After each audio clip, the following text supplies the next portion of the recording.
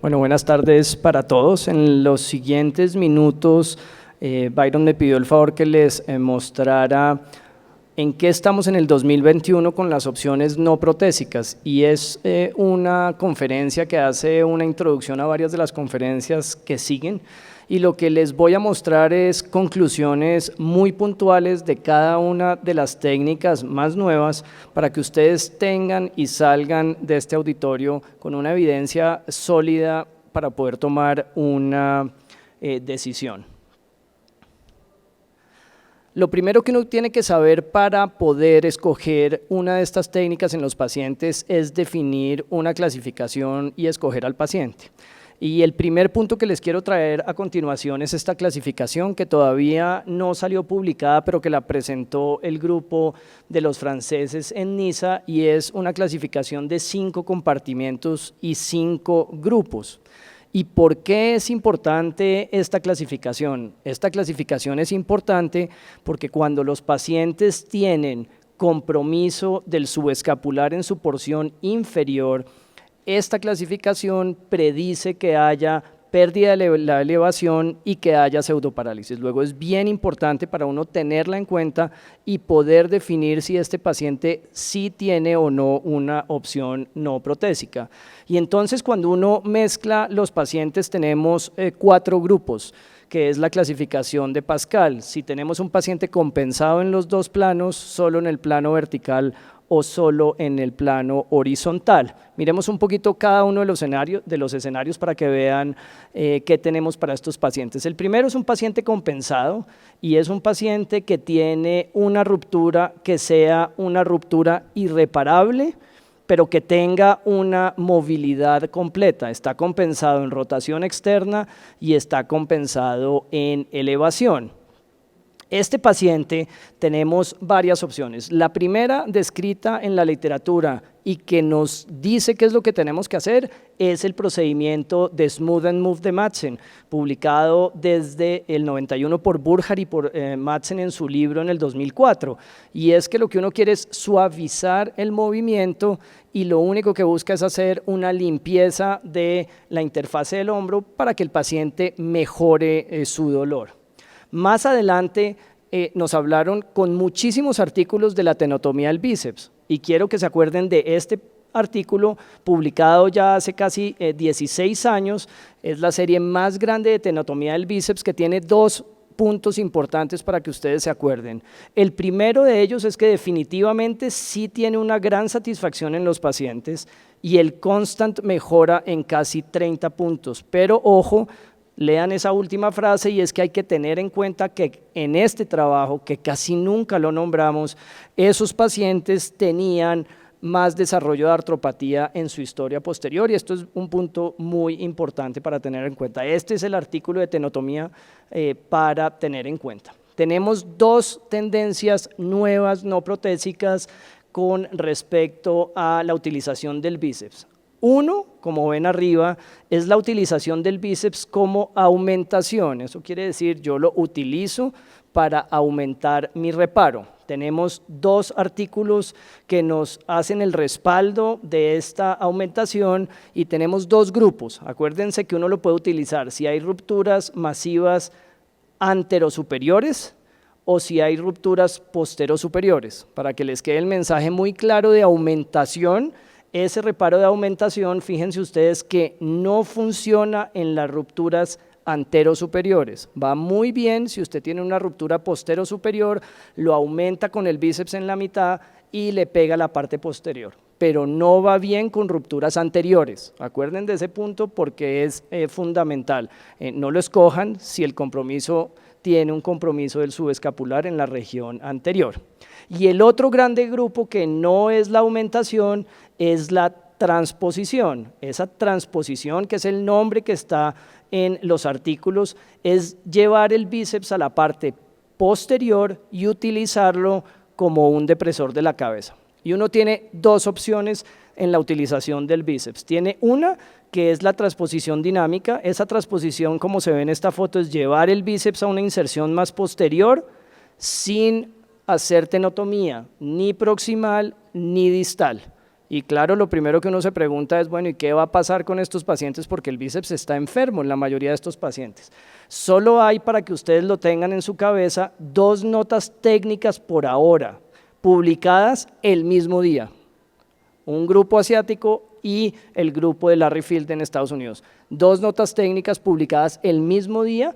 No hay un seguimiento en comunicación posterior, está en remisión para publicación el artículo de Larry Field, quien en comunicación personal dice que tiene buenos resultados. El otro punto importante es utilizar el bíceps como reconstrucción capsular superior o como un depresor de la cabeza, haciendo la colocación del tendón y haciendo una tenotomía distal, que está descrita desde hace muchísimo tiempo por este grupo asiático también y que se ha popularizado en los últimos años.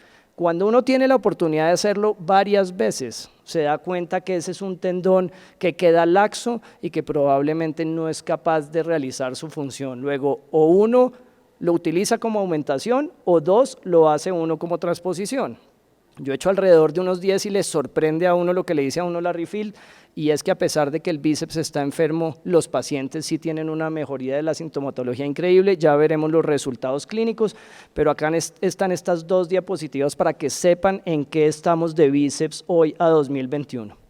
Un par de diapositivas con la reconstrucción capsular superior, que viene ahora una conferencia. Acuérdense de 2 grandes grupos. El primer grupo es el grupo del autor original, publicado en el 2007, y el cual nos muestra, 1, cicatrizaciones absolutamente espectaculares, utilizando fascia lata, nunca ha podido ser reproducido por ningún otro autor.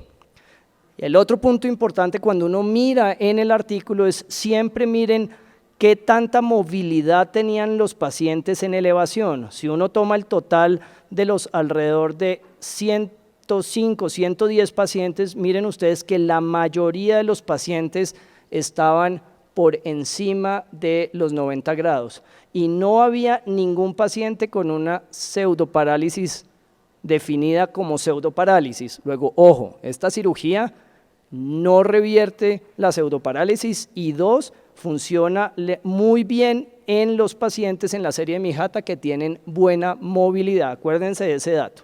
Cuando uno busca lo nuevo y los otros autores, empezamos a tener desde la publicación de Denard en el 2018, no uno, sino como van a ver varios autores que nos muestran en sus publicaciones que hacer reconstrucción capsular superior con halo de dermis, con injertos alrededor de 3 milímetros, solo cicatriza la mitad.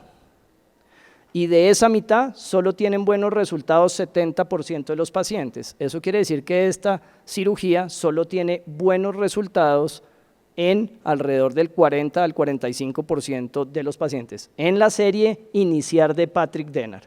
Miren nuevamente la movilidad, porque yo escuché en varios podios a Burkhardt decir que se revertía en los trabajos de él la pseudoparálisis. ¿Sí? Miren cuando uno mira la desviación estándar de la movilidad en los pacientes previa a la cirugía, 130 más o menos 48 grados. Eso quiere decir que la gran mayoría de los pacientes en esta primera serie tampoco están por debajo de 90 grados, acuérdense de eso que es importante.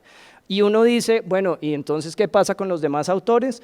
Empezamos, 2019, JP Warner, 65% de falla a 12 meses de seguimiento. Muy malos resultados del grupo del Dr. Barnett. Después miramos una publicación súper reciente de Peter Millett, ahorita finales del 2020, nuevamente 57% de cicatrización y solo 85% de buenos resultados. Si uno mira 3 trabajos de 3 centros importantes, y lástima que no estuviera acá Basempa que nos contara, porque la comunicación personal es que en la Clínica Mayo no está autorizado a hacer reconstrucción capsular superior.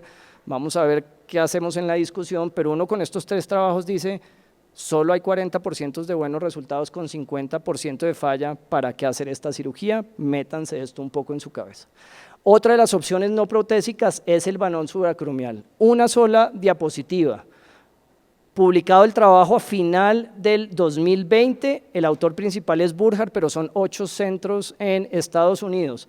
Si ustedes miran muy bien la conclusión del trabajo, es esta que está en la parte inferior, con 2 grupos de alrededor de 90 pacientes, 8 centros muy importantes. El balón dice en la conclusión, tiene resultados no inferiores comparado con reparaciones parciales. Eso quiere decir que da lo mismo tener una reparación parcial con una convergencia parcial que poner un balón. Si vamos a la práctica basada en valor en la actualidad, uno empieza a decir, ¿será que vale la pena ponerle un implante de $2.000 o $2.500 cuando el trabajo más grande muestra que no hay resultados diferenciales? Bueno, lo podemos hablar un poco en la discusión, quería mostrarles ese resultado que es importante. El segundo grupo es la paciente que tiene una elevación activa, pero que no tiene rotación externa. Mírenla, ya viene, no tiene rotación externa y tiene lag, pero cuando uno le evalúa la elevación, la paciente tiene elevación. Cuando vamos y miramos cómo están los rotadores externos, esta paciente no tiene rotación externa. Eso quiere decir su problema es de rotadores externos, una masiva con rotadores externos con postero superior y con una elevación activa. Esta paciente no necesita una reversa, esta paciente necesita ayuda para mejorar su rotación externa. Y miren estas 3 diapositivas, tenemos un histórico, tenemos o la transferencia del dorsal, o la transferencia por delante del episcopo descrita por Pascal Boileau. Miren la comparación en evidencia históricamente. Por un lado, un solo trabajo del 2017 de Pascal, por el otro lado, casi todos los trabajos, porque aquí también está Christian Gerber, son de Christian Gerber. Cuando uno busca los resultados, son muy similares. Si ustedes se dan cuenta, son mejoría del constant en los 2 grupos de alrededor de 65 y resultados y satisfacción muy parecidos. Luego funciona muy parecido a hacerla por detrás, o como dijo Bassem ayer, es una muy buena alternativa hacerla por delante porque estamos más familiarizados. Pero entonces llega Bassem y dice, no, esto es mejor hacerlo con una transferencia del trapecio asistida o guiada por artroscopia en su parte final, con un injerto de Aquiles que va a la región posterior, que va por artroscopia fijado a la cabeza, y cuando uno mira los resultados se sorprende, si se acuerdan en la diapositiva anterior, cómo las cifras son muy parecidas y tiene un 97% de buenos resultados comparados con los trabajos anteriores que tenían 95%. Y volvemos a los trabajos iniciales y miren ustedes cómo los resultados son mejores en los pacientes que tienen mejor elevación. Ahí empieza uno a darse cuenta que tener una elevación por lo menos alrededor de 90 es muy importante para todas estas alternativas no protésicas, y que cuando el paciente pierde elevación, lo único que le va a funcionar más adelante es una prótesis reversa. ¿Qué nos faltaría? También tenemos un solo autor. Estamos esperando que nos salgan más trabajos con respecto a transferencias del trapecio. Cuando el paciente no tiene ni rotación externa, ni tiene elevación, acuérdense, la única opción que le sirve a ese paciente es realizar una prótesis reversa, que no es el propósito del título de mi conferencia. Entonces, en conclusiones, es importante clasificar a los pacientes porque eso hace que uno decida cuál es la alternativa no protésica. Siempre piensen que el subescapular en su porción inferior es el músculo más importante en una ruptura masiva no reparable, y que cuando él no está presente y no hay posibilidad de repararlo, no hay nada que le vaya a devolver la elevación a ese paciente. Y es bien importante saber si el paciente tiene queja de dolor o de pérdida de la función, porque si el paciente tiene función completa y su queja es dolor, muchas alternativas como la del bíceps van a funcionar.